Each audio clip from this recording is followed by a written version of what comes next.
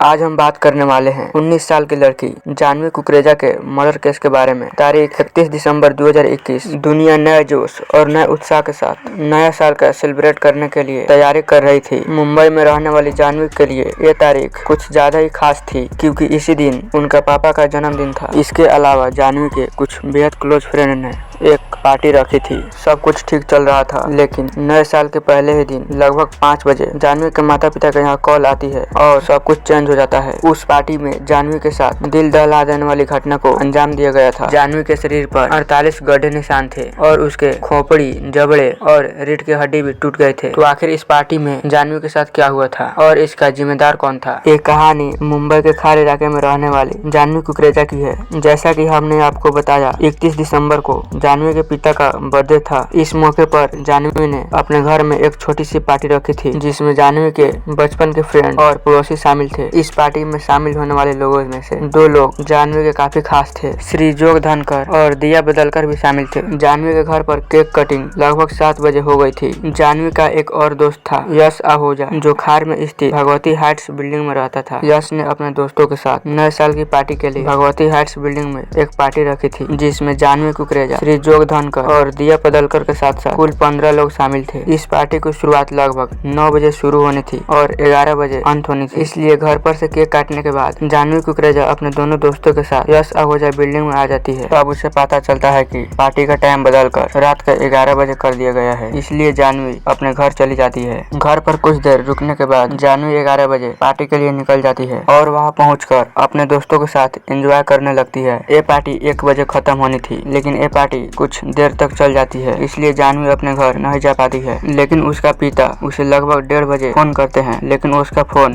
Busy बता रहा होता है। फिर वो 2:30 बजे और 3 बजे भी फोन करते हैं, लेकिन जानवी फोन रिसीव नहीं करती है। जो कि जानवी अपने ही बचपन के फ्रेंड के साथ पार्टी कर रही थी, तो उनके माता पिता ज्यादा सीरियस नहीं लेते हैं और वह सोचते हैं कि पार्टी में ज्यादा देर रात होने के कारण वह अपने फ्रेंड के घर ही रुक गई होगी, क्योंकि ऐसे कई बार भी हो चुका था। अब तारीख 1 जनवरी 2022 हो गई थी और सुबह के 5 ही बजे थे कि जानवी के पिता प्रकाश कुकरेजा के यहाँ एक कॉल आती है और कॉल उठाते ही उनके पैरों के नीचे से जमीन खिसक जाती है। फोन पर उन्हें कहा जाता है कि जानवी का एक्सीडेंट हो गया है। फिर जानवी के दोस्त दिया पदलकर के पिताजी का भी फोन आता है और वो कहते हैं कि बच्चों का एक्सीडेंट हो गया है, आप जल्दी से खार पुलिस स्टेशन चले आइए। और साथ में ये भी कहते हैं कि दिया हिंदुजा हॉस्पिटल में एडमिट है, जबकि जानवी बाबा हॉस्पिटल में है। तब इस पर जानवी के पिता कहते हैं कि जब दोनों बच्चों का एक्सीडेंट साथ साथ हुआ है, तब वो दोनों अलग अलग हॉस्पिटल में क्यों है और मुझे हॉस्पिटल के बजाय पुलिस स्टेशन क्यों बुला रहे हैं। इस पर दिया के पिता कहते हैं कि आप जितनी जल्दी हो सके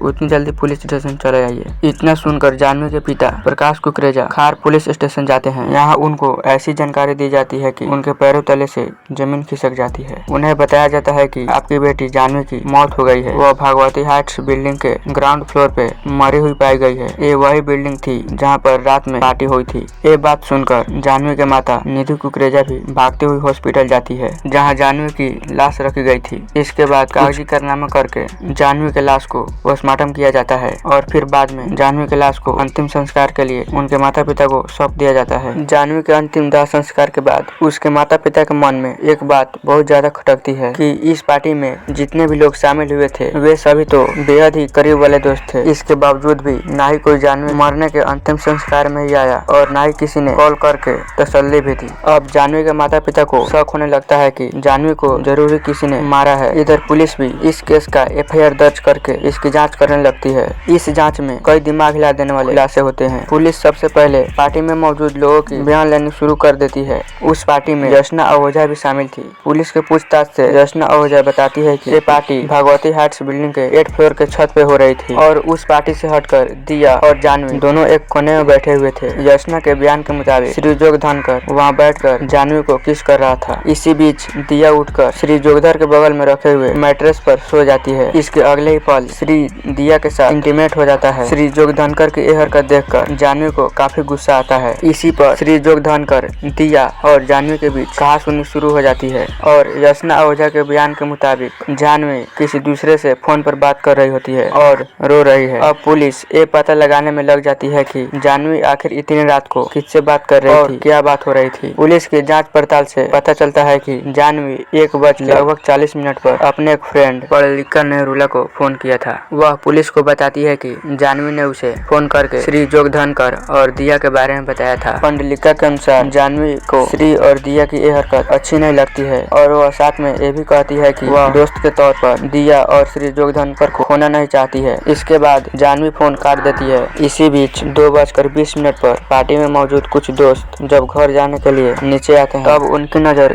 ग्राउंड फ्लोर पर पड़ी जानवी पर पड़ती है। जानवी को मरी हुई देखकर खार पुलिस को जानकारी दी जाती है। पार्टी में मौजूद सभी लोगों का बयान दर्ज करने के बाद पुलिस क्राइम सीन को भी जांच पड़ताल करती है, जहां से कुछ सुराग पुलिस को मिलते हैं। पुलिस को बिल्डिंग के 5वें फ्लोर के सीढ़ियों पर पीले रंग की चूड़ियां मिलती है जो जानवी ने पहनी हुई थी और 4th फ्लोर पर जानवी का एक सैंडल मिलता है और दूसरा सैंडल उसके पैर में ही होता है और जानवी के ईयर रिंग 3rd फ्लोर पर था और 2nd फ्लोर पर जानवी के हेयर बैंड थे। 3rd फ्लोर पे कुछ खून के धब्बे भी मिलते हैं और 2nd फ्लोर पर से कुछ बाल के नमूने बरामद किए जाते हैं और जब इस सब का DNA चेक होता है तो पता चलता है कि खून और बाल जानवी के ही हैं। और जब पुलिस जोगधनकर की तलाश करती है तब उसके पास से पार्टी वाले दिन पहनी शर्ट मिलते हैं जिस पर खून के निशान भी पाए जाते हैं, जहां से पता चलता है कि जोगधनकर के शर्ट पर जानवी के ही खून थे। और कुछ दिनों बाद जानवी के पोस्टमार्टम रिपोर्ट भी आ जाती है जिसमें पाया जाता है कि जानवी के शरीर पर पूरे 48 गड्ढे निशान है और उसकी खोपड़ी की हड्डी भी टूट गई थी। पोस्टमार्टम रिपोर्ट के अनुसार जानवी को काफी जोर से रेलिंग पर मारा गया था। जानवी के शरीर पर कई सारी टूटी हुई हड्डियां भी पाई गई थी। दोस्तों के बयान और जुटाए गए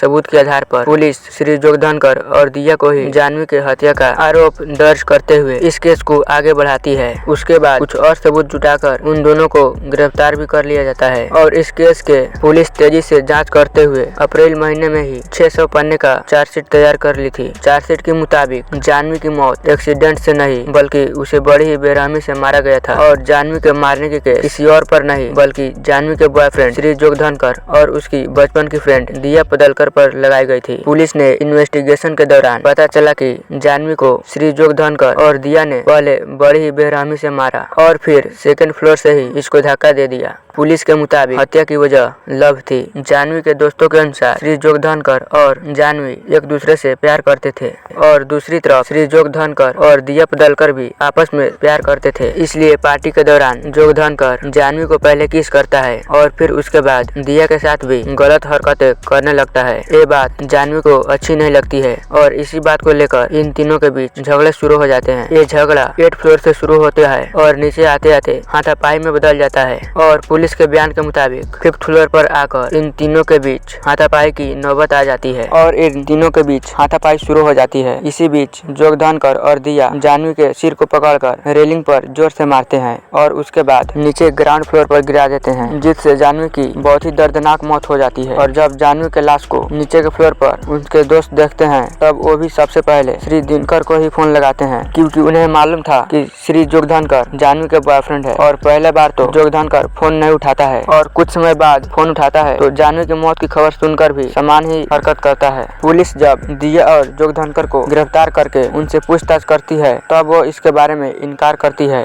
और उनसे कहते हैं उस रात क्या हुआ था मुझे कुछ भी मालूम नहीं है। और वो कहता है कि उस समय हम सब नशे में थे और इस केस को 1 साल से भी ज्यादा हो गया है लेकिन अभी तक उन्होंने कबूल नहीं किया है और आज भी वो लोग यही कहते हैं कि मुझे कुछ भी मालूम नहीं है। और उस पार्टी में 15 लोग थे लेकिन किसी ने भी उन्हें जानवी को मारते हुए या नीचे गिराते हुए नहीं देखा। लेकिन पुलिस के पास कुछ ऐसे फोरेंसिक रिपोर्ट है जिससे पुलिस दावा करती है कि जानवी की हत्या श्री जोगधनकर और दिया पदलकर नहीं किया है। अभी तक किसी भी आरोपी का गुनाह कोर्ट में साबित नहीं हो पाया है और इस केस की सुनवाई अभी चल रही है। 2022 के जुलाई महीने में इस केस के आरोपी श्री जोगधनकर और दिया पदलकर ने बेल की अर्जी लगाई थी लेकिन कोर्ट ने उन्हें बेल नहीं दी। इसी कारण अभी ये दोनों जेल में ही हैं। वैसे अभी तक जो हमने आपको बताया है वो सब पार्टी में आधारित दोस्तों और पुलिस के बयानों द्वारा बताया गया है। लेकिन जानवी की मां कहती है कि जानवी और श्री जोगधनकर सिर्फ एक दोस्त थे, उनके बीच लव ओव का कोई भी चक्कर नहीं था और ना ही वो किसी रिलेशनशिप में थे, तो जरूर ही इसकी हत्या किसी अन्य कारण से की गई है। और इसी कारण को छुपाने के लिए उस रात पार्टी में हुए घटना को श्री जोगधनकर और दिया पदलकर भूलने का नाटक कर रहे हैं। वैसे आपको ये इन्फॉर्मेशन जानकर कैसी लगी हमें कमेंट में जरूर बताइएगा और ऐसे ही क्राइम से रिलेटेड वीडियो के लिए हमारे इस चैनल स्टोरी ऑफ क्राइम को सब्सक्राइब जरूर कर लीजिएगा ताकि ऐसे ही क्राइम से जुड़ी अपडेट मैं आपके लिए लाता रहूं।